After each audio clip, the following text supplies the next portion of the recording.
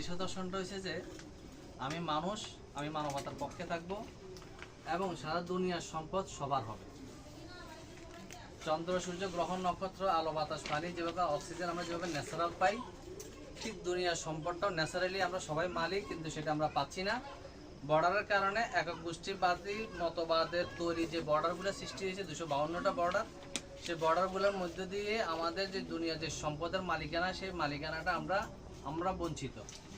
সেই দুনিয়ার মালিকানাটা আমরা ফিরে পাওয়ার জন্য মানবিক হয়ে মানবতার রাষ্ট্র দুনিয়া প্রতিষ্ঠিত করার জন্য ইনসানিয়ত বিপ্লবের আহ্বান।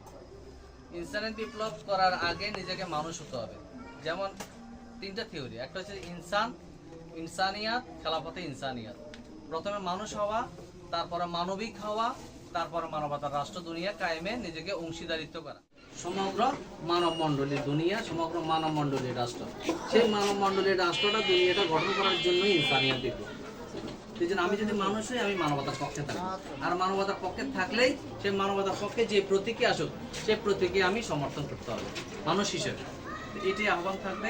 তাহলে একটা মানুষ তো আশরাফুল মাখলুকাত, তাহলে তার জীবন জিন্দিকে কাকে কেন্দ্র করি হবে? তার মালিককে কেন্দ্র করি হবে, স্রষ্টা কেন্দ্র করি হবে। তাহলে ওই জীবনটা যদি দুনিয়ার কোনো না কোনো বস্তুর ভিত্তিতে হয়, তাহলে ওই জীবনকে স্রষ্টার কেন্দ্রিক থাকবে? স্রষ্টার ভিত্তিতে থাকবে?